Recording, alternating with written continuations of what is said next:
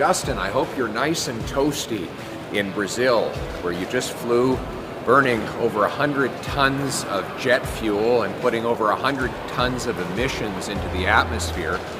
Also that you can sit around on a big fancy panel giving a speech lecturing Canadians about why they are wrong to oppose your carbon tax. And it's really, really easy when you're in a short-term survive. I got to be able to pay the rent this month. I got to be able to buy groceries for my kids, to say, okay, let's put climate change as a slightly lower priority.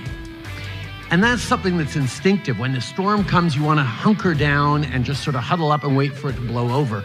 We can't do that around climate change. And unfortunately, we have an awful lot of political amplification of the kind of narrative that is directly opposed to that. You claim that Canadians are just naive and they've been tricked by what you call disinformation into opposing this tax on their heat, housing, food, and fuel. But Canadians are not stupid, Justin.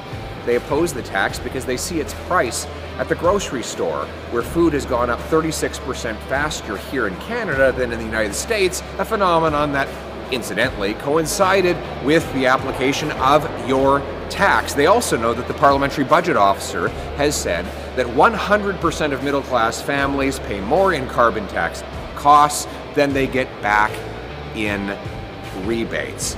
But you did say something that I do agree with. You admitted that the next election is all about the carbon tax. It is no longer free to pollute in Canada, and we've won 3 elections on it already, and I'm going to be facing a 4th where it's very much in question. And I couldn't agree more. In fact, the choice will be very simple. Either Canadians will vote for the NDP Liberals to quadruple the carbon tax to 61 cents a litre, which will grind our economy to a halt and mean that all the iron workers that build this incredible material here will be out of a job while Canadians will be out of food, or the common sense Conservatives who will axe the tax to bring home more affordable food and more powerful paychecks. So, Justin, you want a carbon tax election?